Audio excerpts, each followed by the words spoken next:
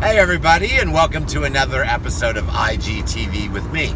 Today is a very easy thing. I don't really have a particular show in mind.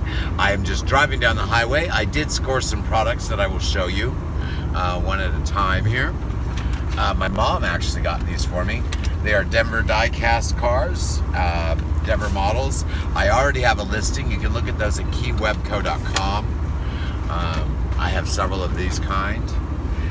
But this is the first time I'm adding these. These will be added to the same multi-variation listing that all my Denver die-casts are. That's Keywebco.com on eBay if you want to look at it.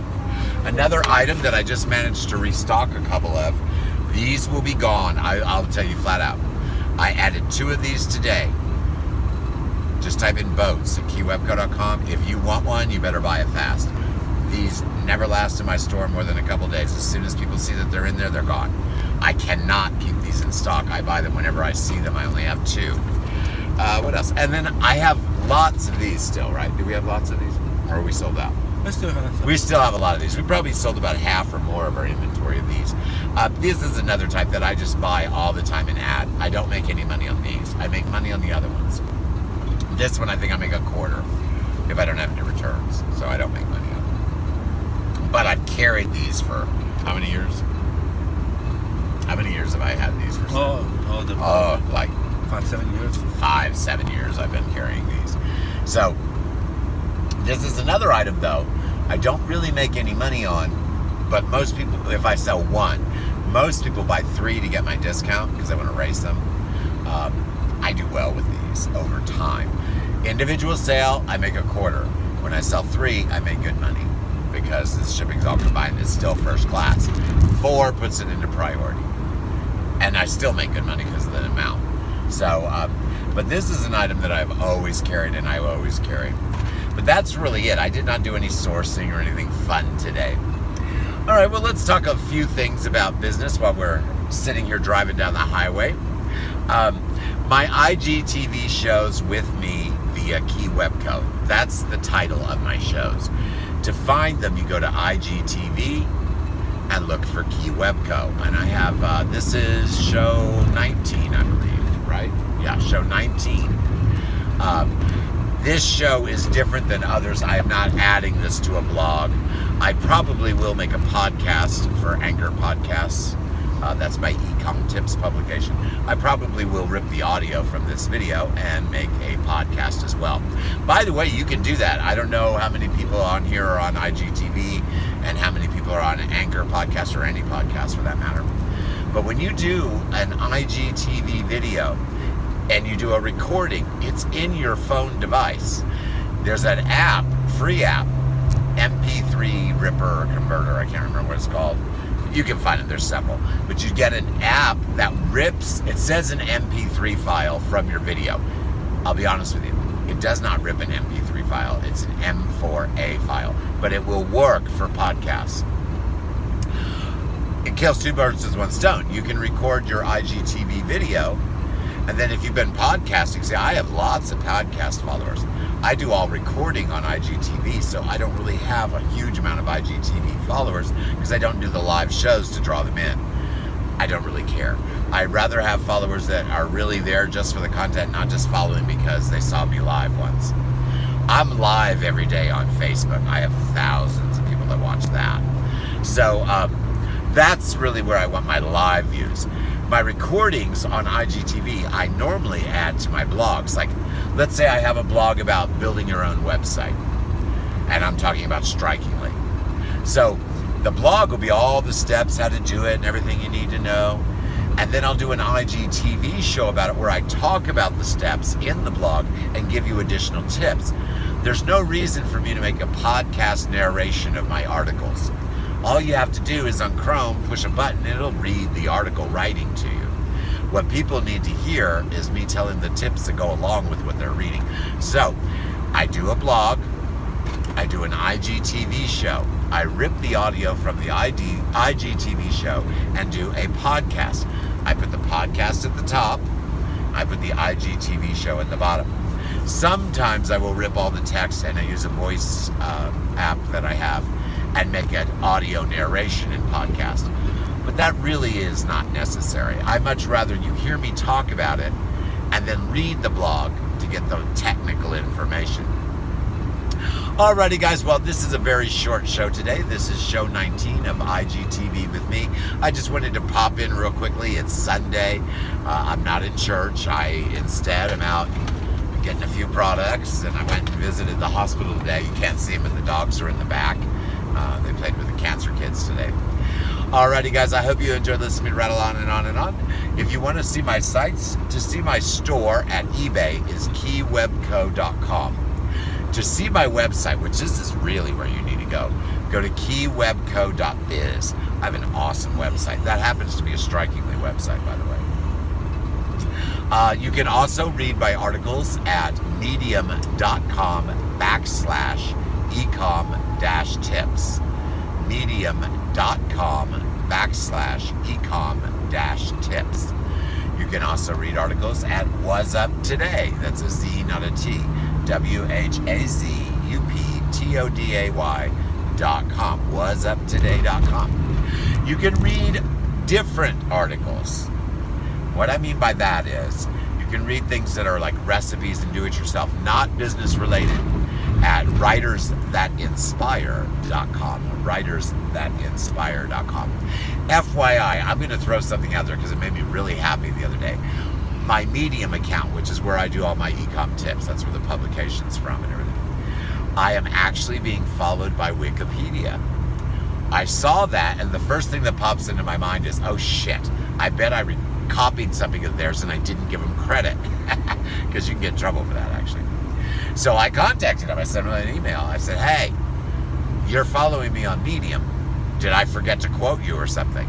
Because I was wanting to know why Wikipedia would be following me. They said, oh, no, we like your articles. As a matter of fact, we're going to probably quote a few of them in some of our new stuff coming up. I was like, what? They said, and then we did some chat messaging back and forth for about an hour. They obviously really like my stuff. They took a lot of time, and they gave me a few hints and pointers on things that I can improve. I mean, I talked to a really decent person. They're a writer for Wikipedia. And they said, I always enjoy your articles. I said, well, how long have you been reading them? She goes, well, I read a couple of them. They weren't following me, but the person was following me. She goes, I'm the one that was following you. I read a couple of them right after you first started publishing back in 2017, November. I said, well, yeah, I started in 2000. I was surprised they even knew when I started. I said, well, yeah, I started in 2007, publishing in 2017. She goes, I particularly like your articles that you go into great detail, where you include the additional PDF files, where you include the additional links. And I noticed one thing that they mentioned to me, and I never really thought about it, but actually it's a good thing. She said, one thing I noticed that you do that I like, you always start off with a basic definition. Sometimes you use Wikipedia, sometimes you use Webster's Dictionary. So she goes, I don't really care, use whatever you want. She goes, it's very good to do that. Start off defining exactly what the words mean. Because sometimes someone says a website, they might not really know what a website is. They may think, well, everything's a website. That's confusing, bad example. Bad term to use, but someone may not know the terminology being used. She goes, that I really like. She goes, that's what caught my attention first off. You always define what you're talking about before you begin. And I looked, and sure enough, I didn't do that purposely either. Sure enough, because that's how I communicate. I looked, and every single article that was big, long, and complicated, I sure as hell did that. I started off with basically either a Webster's or Wikipedia or some sort of definition of what it is. Then she goes, and then you always throw in a video. She goes, you put enough words that they get interested. Then you throw in a video on the topic, a short video on the topic. That's a very clever thing to do. And I said, well, okay. And she goes, then after the video, you don't explain the video. You just continue your explanation and definitions. She goes, that's better. She goes, I've seen so many articles that half the article, all they do is rewrite what the people told them in the video. Nobody needs to read it, they just heard it. And I was like, okay. I did these things without really consciously being aware I was doing them.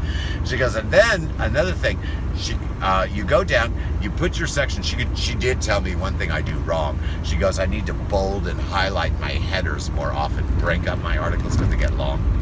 She goes, you might want to put some more bold, different lettering and highlight each of your transitions. She goes, that's one thing I would try to improve. I was like, oh, okay, I wrote that down. I already knew that. Youst told me that before on WordPress, but I'm real lazy about doing it. So I wrote that down. Then we were looking at an article. She was taking me through one of my articles to give me her advice and what she liked.